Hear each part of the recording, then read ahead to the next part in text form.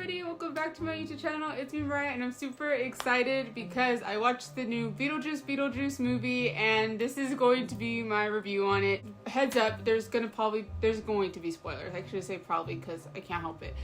So there's going to be spoilers, and as we all know, we love Tim Burton films. We love Beetlejuice, such an icon, such an iconic character. The dark humor, it's just very funny humor. The first Beetlejuice, as we all know and love and we recognize, and the jokes, I had me laughing from nonstop. The beautiful characters, everything was just perfect, amazing. The second one, I don't know what was going on in the second one. Like literally, this is the first time where I felt lost in a movie. And we're just going to jump right into what I didn't like about this movie. And as far as rating goes, it sucked. I did not like Beetlejuice 2. I'm in love with the aesthetic look. They brought the same aesthetic look to Beetlejuice 2. And I liked how we got to see a little bit more of the underworld, more of the dead side of the world. Instead of the last time in the first one, we get a bit of both worlds, but we do not get so much of what's going on in that other dimension where Beetlejuice lives. Everybody I know was super excited to see their favorite icon, which is Beetlejuice, a character come back to life and be like, not reinvented, I shouldn't say, but just to see him back to life and just to see that fun, smirky, smart-ass character come back.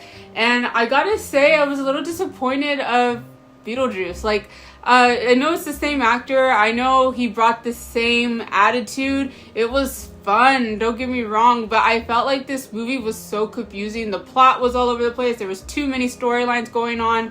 The stepmother was still the same crazy stepmother, and I just felt like this movie was just thrown all over the place. I think they just really just was like a quick sale. Like, I felt like this movie didn't have too much thought into it, and I want more of a crazy plot or just a simple plot. I would have taken a simple plot. I just literally felt like this is the first film I watched where I was so confused, and I felt like they had a good plot going on, and I felt like they could have just stick to that one plot, which was that just Beetlejuice's wife was coming to come get him and take his soul and killing all the dead. I kind of would have liked it better maybe if Beetlejuice to go seek help from the living world to help him defeat his ex-wife, or his wife supposedly. I would have liked that plot more because I think it would have been more fun and exciting. Even though Beetlejuice probably would have been much of a team player, he still shows up and becomes that team player when he needs to be, but he still is smirky and still sneaky and still devilish and still devious. But I feel like that plot went a lot smoother. So Lydia's daughter, Astrid, as we all know, that played Wednesday in the Netflix series, she is an amazing actor. It was fun to watch her come in this film as well and just fit in this Beetlejuice world. Like, she just fits so perfectly, and to cast her as Lydia's daughter, I think was just a perfect fit.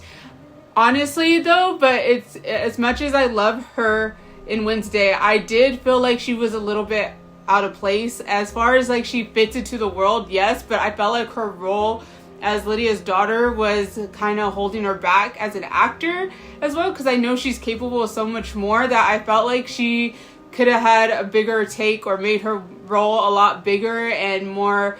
We just got a lot of attitude, okay? She played a moody teenager that had a disconnect with her mother because she was so angry that she just couldn't understand why her mother couldn't contact her dad if he was no longer living. And there's just this mother and daughter friction that's throughout this whole movie that we see, and I didn't really care for that. And like I said, this whole movie I felt lost. I literally felt like I was just forcing myself to keep watching this film. I went to go watch it with my family, and even though it was a great time, I still felt like I had to force myself to watch this film, and I wasn't really straight on focus. When it came to clips with Beetlejuice, I was more focused, but everything else I kind of like zoned out in ear, one out ear. Lydia's performance, great.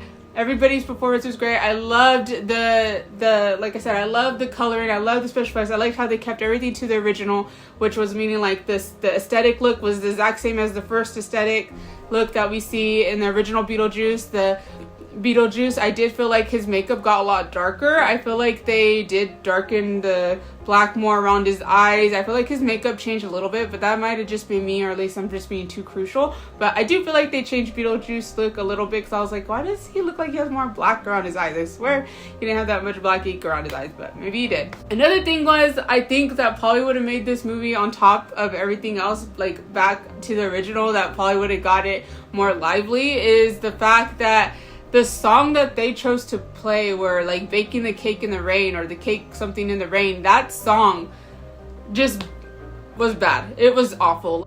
It's not like the original, where we all know that famous song they all get possessed and dance to while around the dinner table. That's like my favorite scene. The song is amazing. It's fun. It's like, you know, that's a song that we all know from Beetlejuice.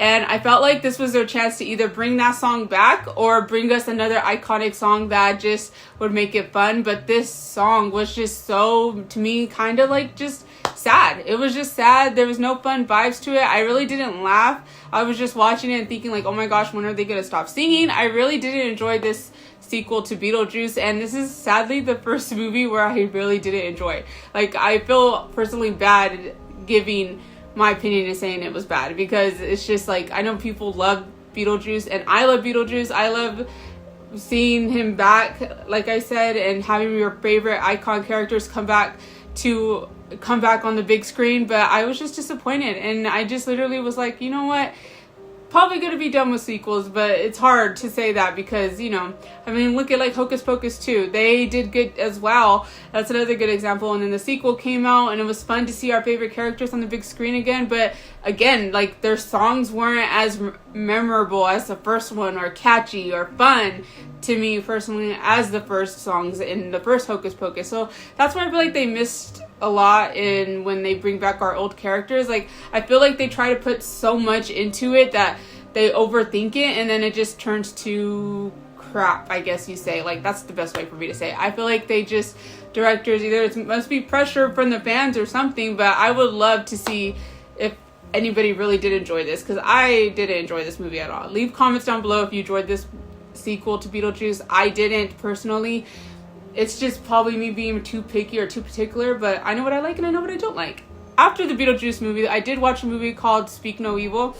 That was a well worth it movie from beginning, middle to end. Like, that one's suspenseful. I highly recommend you go get that a chance to watch. It's not scary. It's not gory. It's literally just a suspenseful movie throughout, and a mystery, I guess. Like, you're focused in, you're trying to figure out what's going on with this family. It's a very interesting movie, and I promise you it will keep you entertained from beginning to end, and you'll highly enjoy it. Anybody can watch it. Like I said, it's not really a scary flick where like Saw or Halloween. There's nothing gory or nothing watching like that, so it's a perfect film for anybody. Well, I don't want to say too young, but let's just say 12 and up. But I highly enjoyed Speak No Evil way more than the Beetlejuice sequels.